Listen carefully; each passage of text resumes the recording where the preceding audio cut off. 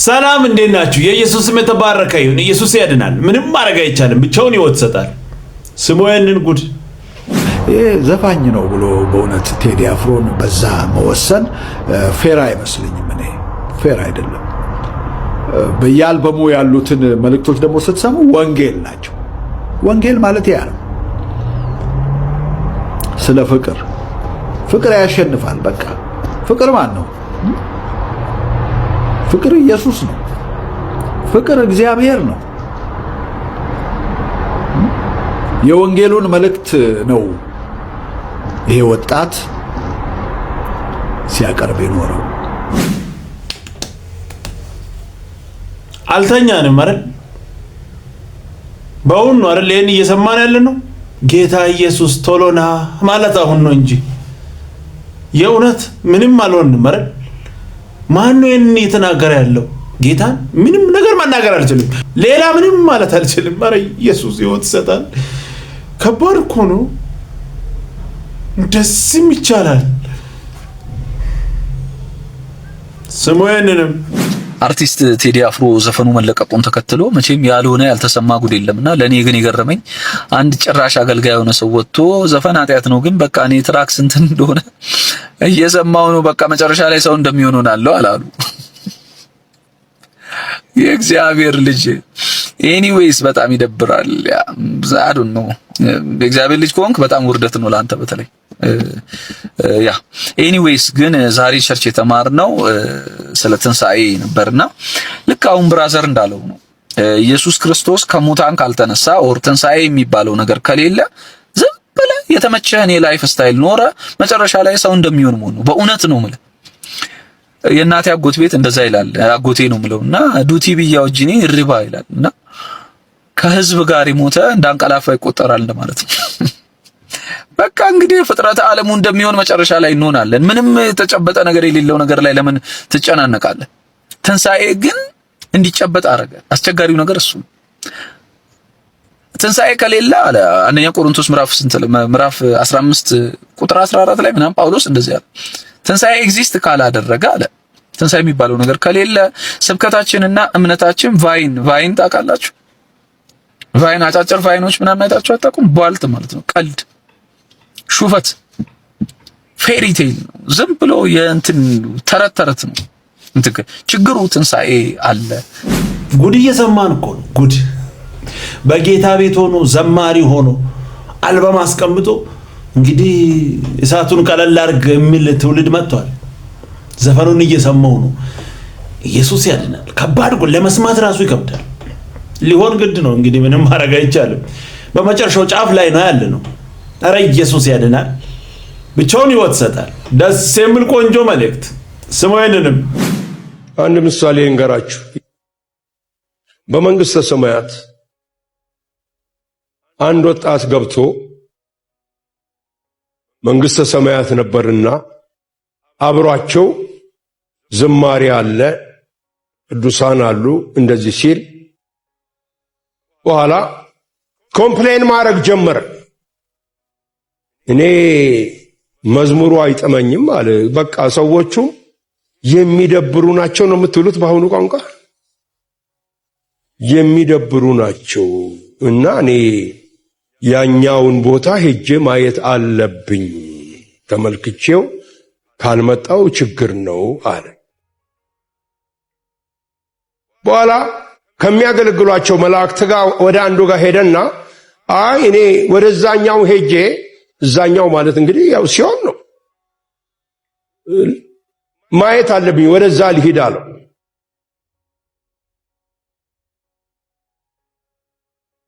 ፈቃድ ጠየቀ ይባላል መልአኩ ከእግዚአብሔርና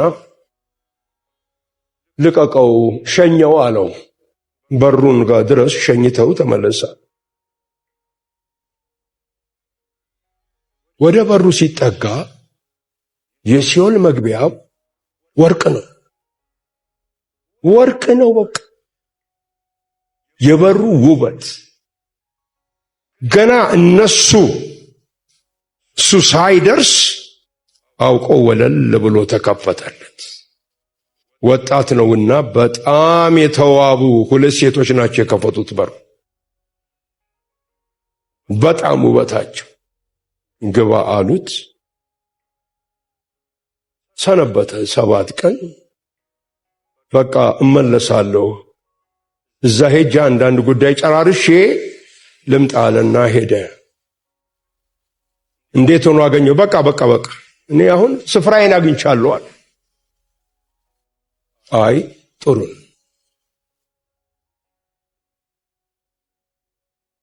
አሁንም ያ መልአክ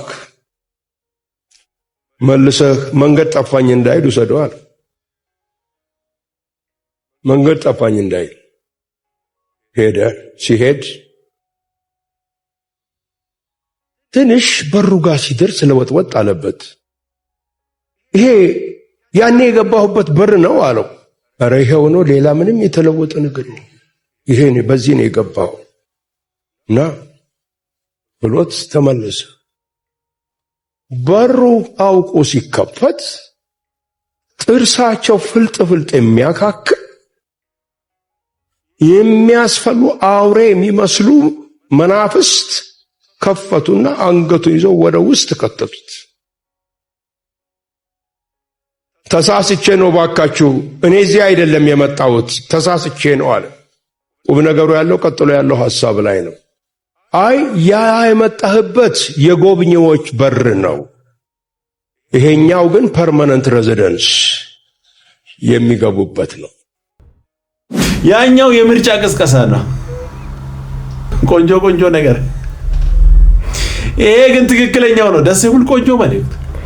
በማይሆን ነገር ተታላችሁ ከሲኦል ጋር ጥባጥቤ የምትጮቱ ሰዎች አምልጡ። ይሄ ደስ የሚል ቆንጆ መልእክት ነው።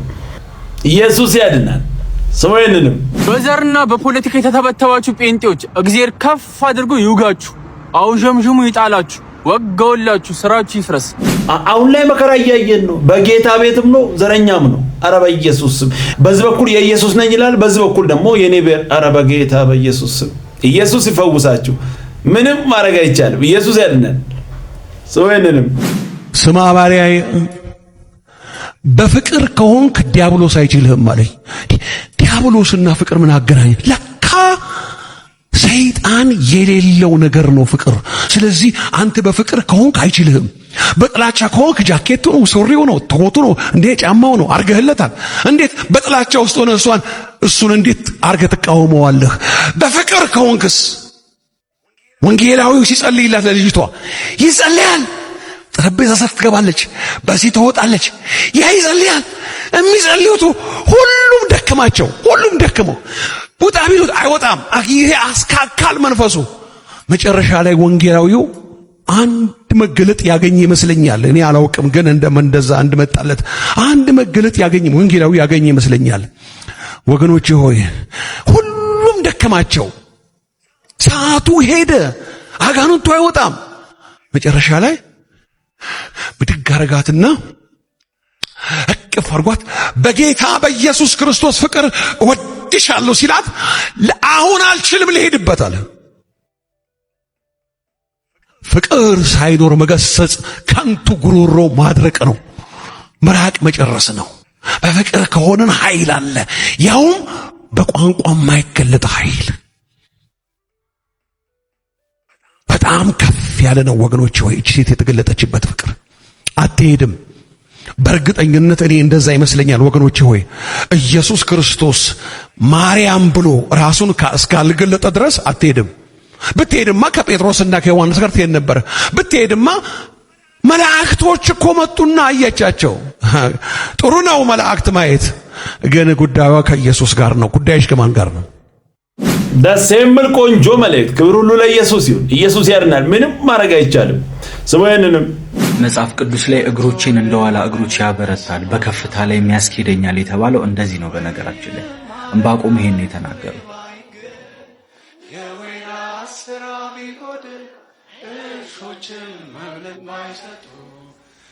ዕንባቆም ምዕራፍ 3 ቁጥር 17 ላይ እንደዚህ ይላል፣ ምንም እንኳ በለስም ባታፈራ በወይንም ሐረግ ላይ ፍሬ ባይገኝ የወይራ ሥራ ቢጎድል እርሾችም መብልን ባይሰጡ በጎች ከበረቱ ቢጠፉ ላሞችም በጋጡ ውስጥ ባይገኙ እኔ ግን በእግዚአብሔር ደስ ይለኛል፣ በመድኃኒቴ አምላክ ሐሴት አደርጋለሁ። ጌታ እግዚአብሔር ኃይሌ ነው። እግሮቼን እንደ ዋላ እግሮች ያደርጋል፣ በከፍታዎችም ላይ ያስኬደኛል ይላል። አሜን አሜን አሜን። ኢየሱስ ያድናል። የሚገርም ነው። ክብር ለኢየሱስ ይሁን። ስሙንም ሰው አይወደኝም ሰው አያቀኝም የምትሉ በዚህ ያላችሁ በእግዚአብሔር ተወዳችኋል።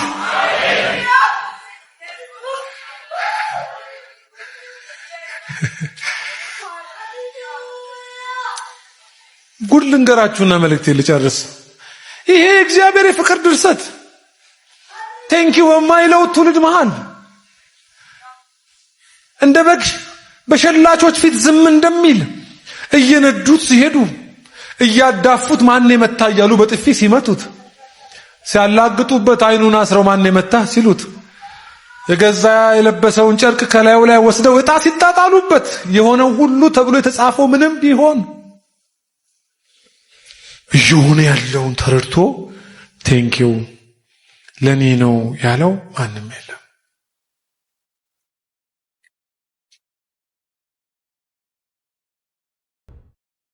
ደስ የሚል ቆንጆ መልእክት። ክብር ለኢየሱስ ይሁን። ኢየሱስ ያድናል። ስሙ ይንንም እንደ ብልጭ ሲል ሰው መስታወት አይኑ ላይ ምን ይላል? ድገምልኝ ይላል፣ በደንብ አብራልኝ ይላል ነው። ምንድነው የሚለው? ኢየሱስን ቦግ ስታረግ ማለት በመስታወት ብልጭ አረግ ማለት ነው። ለዛ ነው ሰው ቶሎ የሚቆ ኢየሱስ ስትል ዞር በል፣ ኢየሱስ ስትል አንተም በሃይማኖት እኔ በሃይማኖት የሚለው ምን እያረክ ነው? መስታወት እያረክበት ነው። ጳውሎስ እንደ መስታወት እያብለጨለጭ ማለት አይመቻቸውም፣ ግን ማብለጭለጫችንን እንቀጥላለን። ማብለጭለጫችን ከፈለገ ይጥፋ ከአካባቢ ብልጭ ብልጭ ብልጭ ምን ይላል? ኧረ በእናትህ ወደዛ አድርግልኝ ነው የሚል። ሌሎችን ሁሉ ግን ብታሳየው አያንጸባርቁምና አይኑን አይወጋው። ይሰማል? አይኑን አይወጋው። ኢቭን እግዚአብሔር ብለህ ራሱ ብታንጸባርቅ እግዚአብሔር አንድ እግዚአብሔር እንዳለ እናምናለን። እሱማ አጋንንትም ያምናል። እግዚአብሔር የላከው ኢየሱስ ጋር ሲመጣ ግን ችግር ይመጣል ማለት ነው። ደስ የሚል ቆንጆ መልእክት። ምንም ማድረግ አይቻልም። ክብር ለኢየሱስ ይሁን። ኢየሱስ ያድናል። ስሙ ይህንን መልእክት በደንብ አድርጋችሁ ስሙ። ሰው እንዴት ነው ሰራተኛ ቀጥሮ ከዛ ቤተሰቡ ስጋው ዶሮ ቅቅሉ ምናምን እየበላችሁ እሷን የሆነ ኩርሲ ላይ ቁጭ አድርጋችሁ ኮሊደር ላይ እንደዚህ ኩርምት ብላ ከዛ እናንተ እንጀራ በእንትን የሆነ በሽሮ ተሰጧታላችሁ። አብራችሁ ብትበሉ ምን አለ እስኪ ክብራችሁ ይቀንሳል ወይ? ከዛ አልጋ ፍራሽ ምናምን ትርፍ እያለ እናንተ መሬት ላይ ታስተኙታላችሁ። ምን አለ አብራችሁ ተቃቅፋችሁ ብትተኙ ምን ችግር አለው? ወይኔ ጉዳችሁ ፈላ። ስለተቸገራት እኮ ነው የእናንተ ቤት ዕቃ የምታጥበው። ስለቸገራት ስላልሆነላት እኮ ነው የእናንተ ቆሻሻ የምትጠርገው። አረ እንደሚሞት ሰው ኑሩ። ተው እንደዚህ ድህነት ያሸማቀቃት ቀርቶ እናንተ በአይናችሁ በእንትናችሁ በግልምጫችሁ ምንድነው እንደዚህ እንትን መሰሰት ምንድነው? ነገ እኮ ነጋችንን በእግዚአብሔር ነው ያለው። ዛሬ ፎቅ ላይ ምናምን ልንኖር እንችላለን። ነገ ጎዳና ዊነር ነው። ነገ ምን ሀፕን እንደሚያደርግ ነገ ጎዳና ልንወጣ እንችላለን። ምንድነው እንደዚህ ሰው እንደዚህ መግፋት? እግዚአብሔር እኮ እንደ ኃላፊነት ነው። አንድ ሰው አዲስ ሰው ቤታችን ሲመጣ እንደ ኃላፊነት ነው የሚሰጠን። ምን አለ አብረን ብንበላ አብረን ብንጠጣ። እኛ ቤት እህቴ እየተባባልን ነው ምንጠራራው። አብረን ነው ተቃቅፈን ምንተኛው። የምን አልጋ ነው የምን ፍራሽ እንትን መሬት ላይ ማስተኛት። አረ እንደዚህ ክፉ አትኑ። አረ ክፉ አትኑ በጌታ።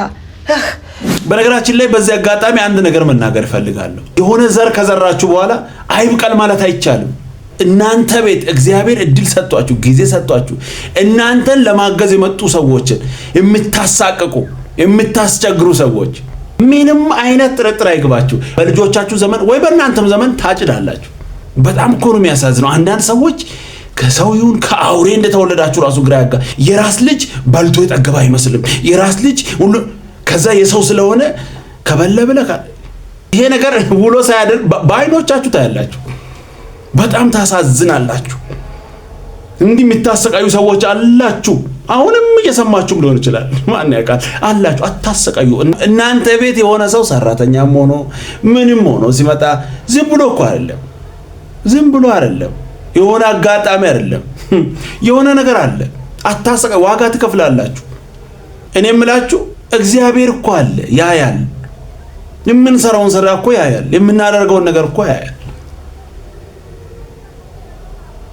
ከባድ ነው። ክብር ለኢየሱስ ይሁን። ተጠንቀቁ። እንደዚህ አይነት ማየውን ነገር የምታደርጉ ሰዎች አላችሁ። እንደናንተ ልጆቹ እንኳን ባታዩም እንደ ሰው አታዩም እንዴ? እናንተ ልጆች እንዲህ የሆነ ቢሆንስ ምን ይሰማችኋል? ተጠንቀቁ። ዘር ነው ይከተላል። ክብር ለኢየሱስ ይሁን። እንደ ሐሳብ ነው። በክፉ አትውሰዱ። ምንም ማድረግ አይቻልም። ክብር ለኢየሱስ ይሁን። ኢየሱስ ያድናል። ቀጣይ በሌላ እንገናኛለን። ሰብስክራይብ፣ ሼር፣ ላይክ ማድረጋችሁን እንዳትረሱ። ወዳችኋለሁ። ተባረኩ።